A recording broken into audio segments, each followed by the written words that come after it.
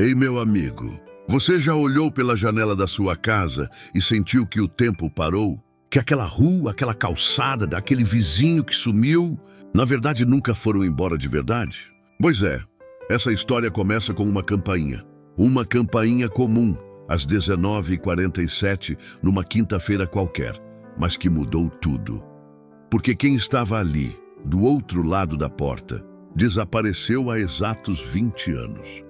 Sem corpo, sem bilhete, sem explicação. Só uma xícara de chá frio sobre a mesa e um mistério que virou lenda urbana no bairro. Eu juro que se você me contar isso num bar, eu riria e pediria outra cerveja. Mas quando você é o Roberto, o cara que mora na mesma casa há 30 anos, viu a filha nascer no mesmo dia em que o vizinho sumiu e agora o vê de volta, com os mesmos óculos grossos e sorriso tímido. Aí, meu amigo, você para de rir e começa a se perguntar: será que o tempo é só uma ilusão? Será que algumas pessoas nunca partem? Elas só esperam o momento certo para voltar. Fique comigo até o final, porque isso aqui não é só sobre um professor aposentado que estava afastado. É sobre solidão, destino, perdão e um bilhete enigmático que menciona sua filha, que ele nunca conheceu. Ou será que você conheceu? Se você já sentiu saudade de alguém que sumiu sem explicação, esse vídeo vai te fazer questionar tudo o que você pensa sobre passado, presente e memória afetiva. Roberto comprou aquela casa com 28 anos, cheio de sonhos, cheiro de tinta fresca e uma aliança ainda brilhando no dedo. Era 1995.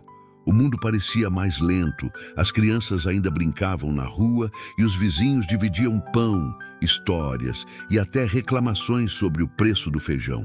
Ele perdeu que ia envelhecer ali e acertou. Só não imaginava que o tempo traria solidão, perdas e um mistério que desafiaria a própria realidade. Em casa hoje tem rachaduras, tábuas rangendo e fotos amareladas, mas é o único lugar onde ele se sente inteiro. Porque às vezes o passado não mora na memória, ele mora nas paredes. E nas campainhas que tocam à noite, ele nunca se mudou. Nem quando o bairro virou um labirinto de prédios, nem quando a segunda esposa partiu silenciosamente, como quem fecha uma porta sem barulho. Roberto ficou como um post antigo que ninguém tem coragem de tirar. Útil, invisível, mas essencial para manter a luz acesa na esquina da nostalgia. Enquanto outros fugiam do tempo, ele o abraçou. Regou as plantas, limpou as calhas, conversou com os pombos que pousavam no telhado da casa abandonada ao lado. Essa fidelidade ao lugar talvez tenha sido o imã, o que chamou de volta o que nunca deveria ter ido embora. Afinal, em histórias de nó temporal, não são os relógios que decidem, são os corações que se recusam a esquecer. E foi nesse cenário de quietude e memória afetiva que a campainha tocou. Não foi um susto, foi um eco. Um retorno inesperado que parecia escrito nas estrelas, ou nas páginas amareladas dos livros que o Sr. Almeida emprestava. Roberto abriu a porta achando ser um vendedor, um entregador, talvez um fantasma de Natal fora de época. Mas o que ele viu foi um pedaço do passado vestido de presente, com rugas novas, mas o mesmo sorriso tímido. E se eu te disser que esse encontro não foi por acaso, que o desaparecimento do professor foi apenas o começo de um ciclo que eu deveria ter fechado? O Sr. Almeida não era só um vizinho, era uma biblioteca ambulante com cheiro de chá de camomila e couro envelhecido. Professor recentemente de História, ele conversou da Segunda Guerra como se tivesse estado lá, e talvez, de alguma forma, tenha mesmo estado. Usava óculos grossos que aumentavam seus olhos curiosos e ria baixinho, como quem guardava segredos históricos que só revelavam aos pacientes. Regava as plantas às 7 em ponto, nem 6h59, nem 7h01. Era um homem de rituais, de silêncios significativos e de bilhetes enigmáticos deixados entre as páginas de livros emprestados.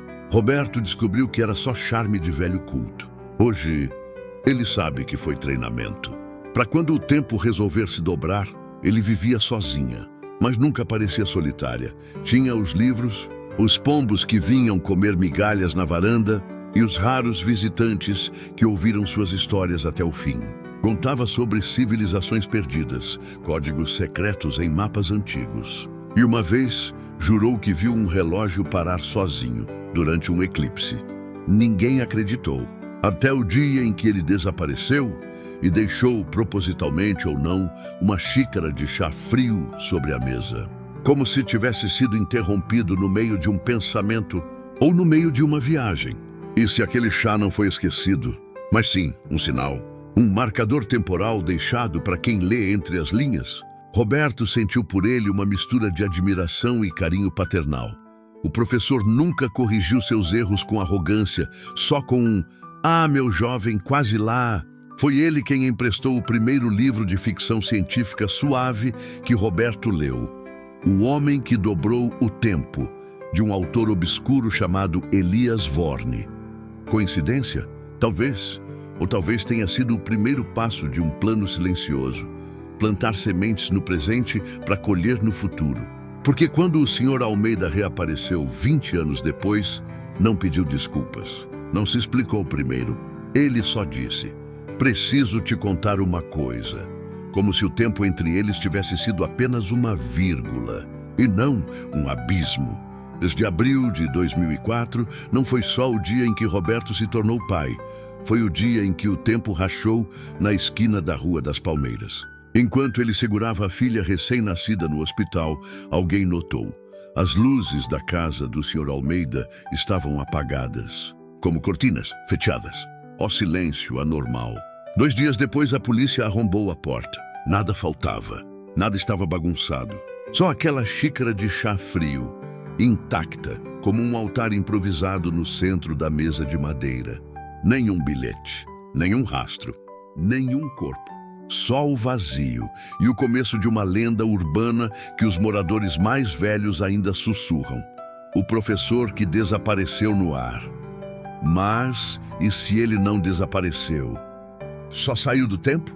As teorias pipocaram como pipoca em panela quente. Dívidas secretas? Um romance proibido?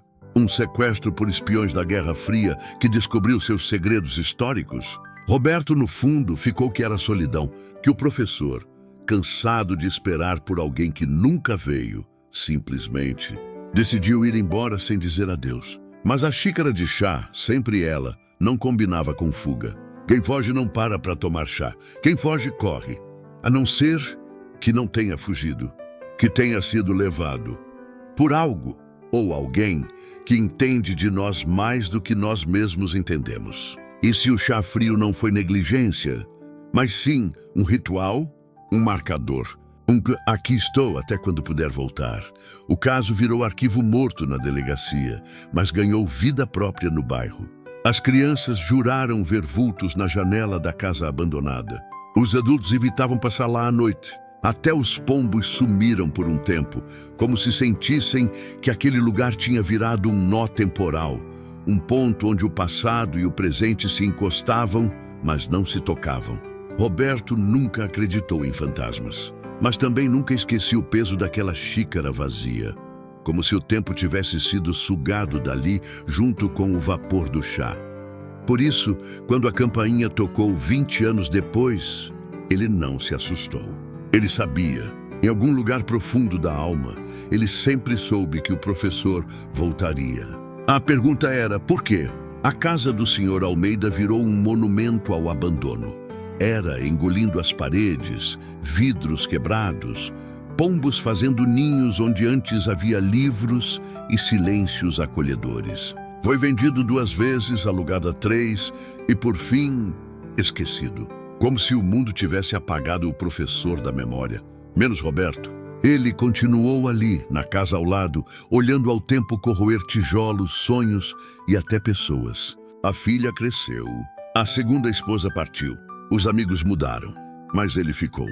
Não por teimosia, mas por fidelidade.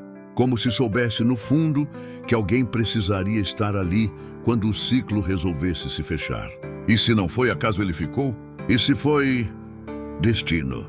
Roberto envelheceu com a casa.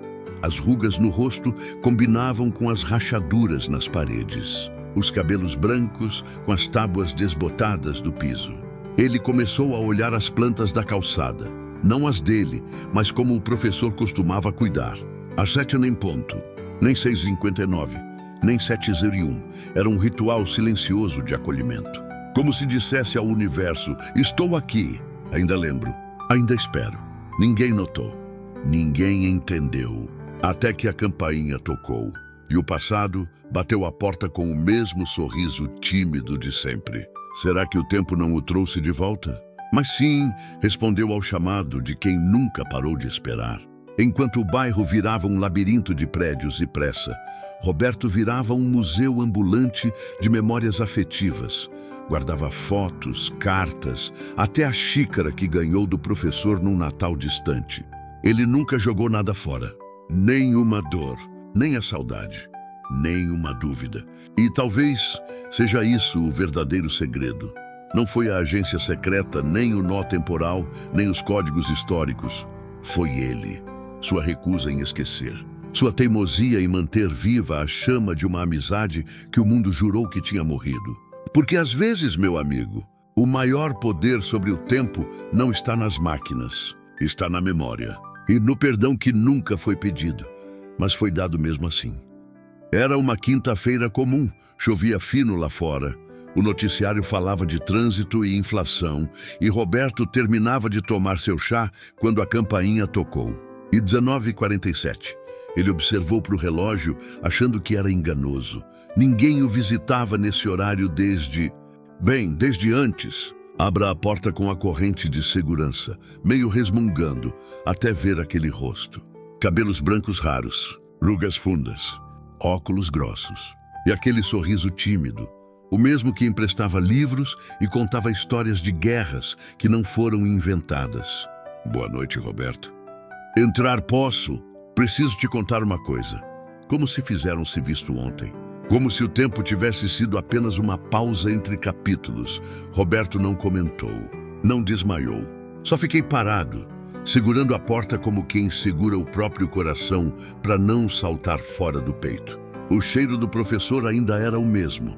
Chá, couro velho e um toque de alfazema. Como se os 20 anos não passaram por ele. Ou passaram de um jeito diferente. Ele não parecia um fantasma, nem um impostor. Parecia cansado.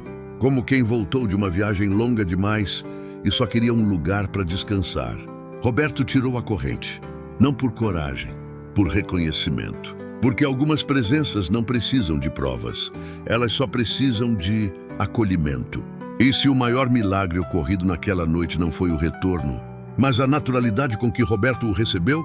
Como se nunca tivesse ido embora. Dentro de casa, o silêncio era tão grosso que dava para ouvir o tic-tac do relógio da sala, o mesmo que o professor consertou em 1998, dizendo que o tempo merece ser medido com carinho. Roberto ofereceu chá. O professor aceitou e convidou ao ver a xícara antiga, a mesma que ganhou dele há décadas. Não houve pressa, não havia medo. Só 2 homens, um sofá surrado e 20 anos de perguntas engolidas pelo tempo, prontas para serem cúspidas de volta, uma por uma. Mas o que ele tinha para contar? Uma confissão? Um pedido de perdão? Ou uma profecia? O professor começou devagar, como quem sabe que a verdade soa como loucura se por jogar de uma vez. Disse que na manhã de 3 de abril de 2004, um homem de terno preto tocou sua campainha, igualzinho ele fez 20 anos depois. Não era polícia, nem cobrar, era da Agência de Estabilização Temporal, um braço secreto do governo que monitora pontos onde o tempo se dobra, como tecido gasto. Durante suas pesquisas sobre os códigos da Segunda Guerra, Almeida decifrou, sem querer, as coordenadas de um nó temporal escondido, bem ali no quintal dos fundos da casa dele. O mesmo quintal onde Roberto enterrava as cascas de banana e regava alecrim. Onde a filha dele deu seus primeiros passos. Onde o tempo, na verdade, respirava. Ele teve 2 opções: ir com eles, viver isolado, ajudar a monitorar eventos históricos e evitar que lunáticos mudem o passado, ou desaparecer de verdade. Escolheu o desaparecimento cercado. porque sabia, se partisse sem deixar rastro, Roberto, e só Roberto, entenderia que era um sinal. Um código, um até logo. Passou 2 décadas num laboratório construído, vendo guerras se repetirem, amores se perderem e crianças nascerem em dias que ele jurava ter vivido antes. Nunca envelheceu normalmente. O tempo lá dentro era diferente, lento, denso, como mel escorrendo numa colher. E quando o nó foi selado, porque o futuro já estava escrito demais, eles o libertaram. Com uma condição: nunca mais fale sobre isso, exceto com quem já sabia. Roberto trocou tudo em silêncio, sem interrupção, sem rir, sem chorar. Porque, no fundo, ele já tinha aceitado o impossível no momento em que abriu a porta. O que importava agora não era como o professor voltou. Mas por quê? Por que você comprou ele? Por que agora? E por quê? Logo ele, que nunca foi herói, nem gênio, nem espião, foi o único a quem o professor confiou a verdade. Será que Roberto não foi escolhido por acaso? Mas por que foi o único que nunca deixou o passado morrer? Depois de revelar segredos que poderiam quebrar a sanidade de qualquer um, o professor fez um pedido. Ridículo, pequeno, humano, quase patético. Posso dormir no seu sofá hoje, só hoje. Amanhã eu vou embora. Não pedi dinheiro, não pedi proteção, não pedi que Roberto contasse a alguém. Pediu abrigo, como um gato molhado na chuva, como um avô cansado que perdeu a chave de casa. Porque depois de 20 anos aprisionado no tempo, tudo o que ele queria era sentir o peso de um cobertor comum. Ele explicou, com a voz trêmula, que Roberto foi a última pessoa que o olhou nos olhos como gente, antes da agência, antes do nó, antes do desaparecimento encenado. Não como um gênio, não como uma ameaça, não como um experimento, mas como um vizinho, um amigo, alguém que mereça um bom dia e um segura esse livro aí pra mim. Era isso que ele queria de volta, nem que fosse por uma noite. Ver o pôr do sol pela janela da sala, ouvir o barulho da chaleira apitando, sentir o cheiro de café queimado, porque Roberto sempre deixava passar do ponto. Porque o que cura uma alma perdida no tempo não é a ciência. É o ordinário. Ó simples, ó humano. Roberto não pensou. Só acenou com a cabeça e foi buscar o cobertor de lã que a filha usava quando tinha febre. Colocou o travesseiro extra. Aqueceu mais água para o chá. Até ligado ao aquecedor. Tá úmido hoje, nada de perguntas. Nada de critério. Só presença, só acolhimento. E naquele momento, entre o silêncio e o chiar do sofá velho, algo se fechou. Um ciclo, uma dívida, um laço, porque algumas amizades não morrem. Elas só esperam. E quando voltar, não preciso de explicação. Só de um lugar para descansar. Na manhã seguinte, o sofá estava vazio. Nenhum barulho, nenhum adeus, nenhum rastro. Só o cobertor dobrado com perfeição militar e aquela mesma xícara de chá frio que ficou sobre a mesa em 2004. Como se o tempo tivesse feito um looping perfeito. Um eco materializado. Um símbolo dizendo, estive aqui de novo. E de novo parti. Mas dessa vez ele deixou algo mais. Algo que mais dessa vez ele deixou algo mais. Algo que transformaria tudo o que Roberto descobriu que sabia. Em pó, ao lado da xícara, um bilhete escrito à mão. A caligrafia ainda firme, apesar dos anos, das dobras do tempo, do cansaço cósmico. Obrigado por acreditar. Cuide da sua filha. Ela vai mudar o mundo. Almeida, Roberto leu, relê, congelou, porque sua filha, agora uma jovem cientista trabalhando com física quântica em Jena, nunca conhecia o Sr. Almeida, ou será que conheceu? Ele ligou para ela na hora. Perguntou disfarçado se lembrava de um senhor de óculos grossos, que visitou quando era bebê. Ela riu. Pai, para com isso. Você me contou 1000 vezes sobre ele. O profissional... Mas então, no final da ligação, ela soltou. Aliás, estranho. Sonhei com a semana passada. Estava me dando um livro. Dizia que o nó ainda não está fechado. Roberto desligou o telefone. Olhou para a xícara, para o bilhete, para a casa abandonada do lado, agora coberta de era, pombos e silêncio. Roberto ainda está parado na janela, olhando uma casa abandonada, a era mais densa, Os pombos mais numerosos, o silêncio mais pesado. Nenhuma pegada, nenhum vestígio, nenhum registro. Ou o bilhete, o nó ainda não está fechado. Será que ele realmente voltou? Ou será que Roberto, cansado, solitário, saudoso, criou-lo o encontro perfeito que seu coração precisa? Será que foi uma viagem no tempo? Alucinação, profecia? Simbolismo puro. O professor como representação da memória que se recusa a morrer. A verdade é... não importa, porque o que ele deixou não foi uma explicação. Foi uma semente. E se o maior segredo não for o nó temporal, mas o ciclo afetivo? O professor voltou porque Roberto nunca o deixou. E agora, com o bilhete na mão, ela seja a próxima guardiã do tempo. Um jovem que estuda física quântica, que sonha com o professor, que talvez inconscientemente já tenha estado lá, no laboratório. Porque às vezes o tempo não é uma linha, é um círculo. E as pessoas que amamos nunca saem dele. Só mude de lugar. Então eu te pergunto, você que chegou até aqui, o que você acredita? O que foi realidade? O que foi ilusão? Qual foi o destino? O que foi um aviso? Deixe nossos comentários. Ele voltou de verdade ou foi tudo na cabeça dele? E vamos descobrir juntos qual versão o tempo preferir. Porque histórias como essa só terminam quando a gente decide acreditar. Porque histórias como essa só terminam quando a gente decide acreditar nelas. Se essa história te arrepiou, você fez olhar pela janela com outros olhos ou te lembrou de alguém que sumiu sem explicação.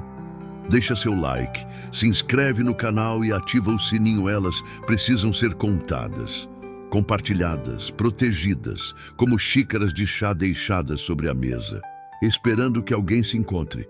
E se você tem uma história de mistério, nostalgia ou retorno inesperado na sua vida, conta pra mim nos comentários. Quem sabe a gente não transforma ela num próximo vídeo, porque o tempo